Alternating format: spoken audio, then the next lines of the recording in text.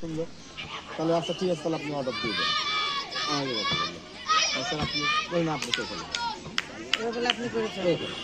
এবার আমি করে ফেললাম। এবার করে তো যখন নিয়ে গেছে, এবার চেক নিয়ে যখন আসতে চেক হবে। নিয়ে সময় আমরা দিয়েছি, আমাদের ওই সময় অ্যাডিশনাল এসে ডাক্তার সাহেব ছিল।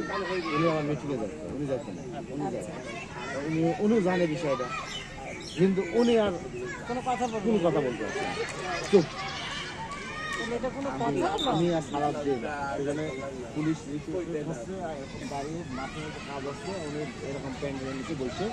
আমি গিয়েছি ওনার সাথে টেলিফোন দিয়ে গিয়েছি, চেক নিয়ে বলছে আমি একটা চেক করে দেবো না, উনি কেন করলেন। আপনি আমি তো এটা চেয়ারম্যান বড় পরিষদ চেয়ারম্যান না বললে আমার চোখ দিত, দিলীপ বাবু বললে চোখ দিত, আপনি কেন করলেন এটা কেন করলেন। মানে প্যাচের লোক, প্যাচের। বলে আপনি কেন করলেন, আমি স্যার আপনি তো বলেছেন, আমি তর্ক করলাম, আপনি হ্যাঁ, করতে বলেছেন, আমি আমি ডিজাইন দেখিয়েছি। ঠিকঠাক দেখাইছি, আপনি দেখে ওকে করেছেন, তারপরে আমি সব এটা করি আর একটু কম টাকার কথা বলেন। এর মতো কারণে করতে গেলে ভালো কথা। আমি অনেকক্ষণ বলা বোঝানোর পরে উনি বুঝলেন, আমি চলে আসলাম। এরপরে আর কোনো মিটিং হবে না, কাছেই গেছে কাজ ভাই বা তারপর থেকে আমার কাজটা চলে গেছে যেতাম। আবার এই যে আপনারা এসে ভেঙে টেঙে ইটগুলো নিয়ে চলে গেল। এইবার যাই মিটিং দিতে যাই,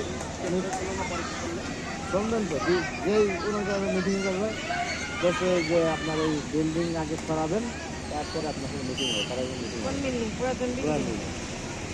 বললাম সাজলে গেলে বলে এবার নিজের ভাঙিয়ে ভাঙিয়ে টিন ভাঙা দরজা যা ছিল সব ইট, খরচ সালাম দেয়।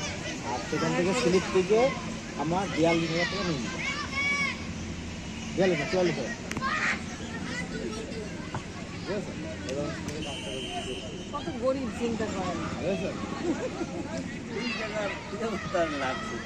এইবার আমি থেকে এইবার তারপরে 2 লক্ষ টাকা কাজ আসলো, বললাম ঠিক আছে, আপনি দুটো মিস্ত্রির সাথে কথা বলেন, আমি দুটো মিস্ত্রির সাথে কথা বললাম, ঠিক আছে কথা বললাম।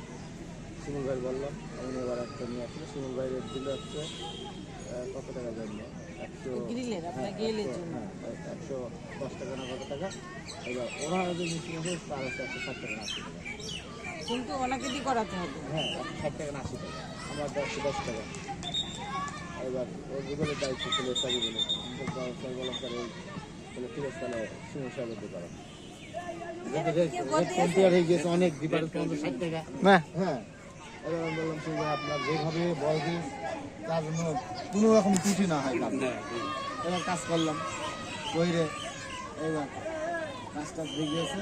এবার বলছে এবার ধরেন 10 জন মানে অফিসার পাঠিয়ে দিয়েছে কাজ দেখার জন্য। তো হয়রানি করার। হ্যাঁ দেখে বলছে এই রড মনে হয় 10 মিলি রড দিয়েছেন আপনি। আমি বলছি না 12 মিলি দিয়েছি। তো দেখেন আপনি 12 মিলি কোথায় লেখা আছে, আল্লাহ এমনই কাম বেশি রডের গায়ে 12 মিলি লেখা রয়েছে। হ্যাঁ এইবার সেই বলছে না এটা 10 মিলি, আমি না স্যার। এবার আমি শিমুল ভাই রিং দিচ্ছি, এবার শিমুল ভাই বলছে না ভাই 12 মিলি দিয়েছে আমি। হ্যাঁ এবার আসলো শিমুল ভাই চলে আসলো, এইবার সে ছবি তুলে রডের ছবি তুলে পাঠালো, দিয়ে সেটাও পাস করলো না। কেন? 2-4 লাখ টাকা আটকে গেল।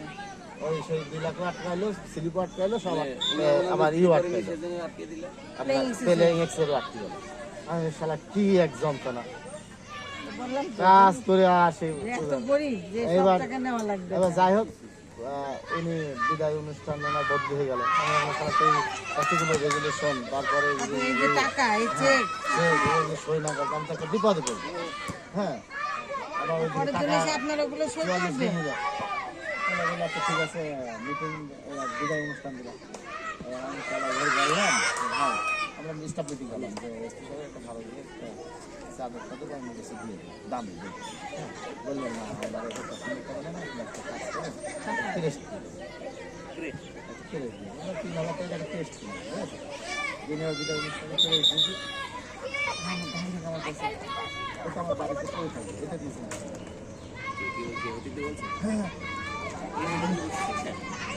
হ্যাঁ না আমার আমি তো নেই দিয়ে ওই দিন চেক সই করার কথা, স্কুলে এসছে বিদায় অনুষ্ঠান, তো যে আপনার রেজুলেশন সব সই করে দিল, দিয়ে বললে আপনি চেক সই করলেন, বললে আপনি অফিসে আসেন।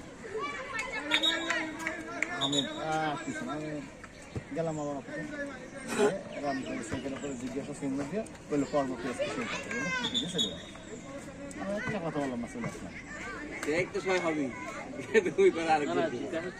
সেটার উপর জিজ্ঞাসা চিহ্ন দিল দিয়ে বললো যে পরবর্তী এসপি করবে বলে সেই ক্ষেত্রে চলে গেল যেটা আমার শুনে কেউ দেয় না, আমি কেন করবো? মানে আমি বিশাল টেনশনে পড়ে গেলাম ধরেন ওই দিন ইটবাস পেলেন টেনশন মানে বয়স তো 10 বছর এমনি চেকটা বেড়ে তো যাবে। প্রশ্নবিদ্ধ হয়ে গেল, চেকটাও নষ্ট করতে গেল নষ্ট করতে গেল। হ্যাঁ ওরা ওরে চলে গেল সেইটাই। আমার হয়রান দেবে আর কি ঠিক আছে আমি আর কোনো কথা বললাম না রাগ হয় না। চলে গেল। পরের জন এরপরে যে মামুন সাহেব আসলো আসার পরে আমি ওরা সব বললেন ফুল দিয়ে আমি কি করে নিলাম দিয়ে এবং বললাম সব এই কাজ চলছে, না, আমি তার ভিক্ষেশনের সব ঘটনা বললাম না যে না না কিছু বলিনি। আমি বললাম, স্যার, ওই কাজ চলমান ছিল শেষের দিকে তো উনি বললো যে আপনার মতো এসপিএসে করে দিলাম। হ্যাঁ তারপরে উনি বললো ঠিক আছে আপনি রেডি করেন আমি করবো এরপরে একবারে তিনটে হ্যাঁ দেখ কথা খালি খালি দিলাম দিয়ে কথা বললাম ওনার সাথে উনি বললো, ঠিক আছে ভালো ছিল, আপনি যতগুলো না উনি ভালো পেয়েছেন ভালো ওটা। খুবই ভালো মানুষ ভালো মানে শিক্ষক দিবসে সালামে স্কুলে যে কেক সবার আগে যে উনি ফুল দিয়েছে আমাকে কেটে ফুল দিয়ে রেসপেক্ট করেছে। ও তো দেখেন কত গরিব যে শিক্ষকের কাছ থেকে নেওয়া লাগবে একটা স্কুলের কাছ থেকে। এবার আমি তারপর যাই উনি আসে সে সই করলো তার সবার ধার দেনা পয়সা 2 বছর পর টেনশন না বলেন জানি কতটা টেনশন।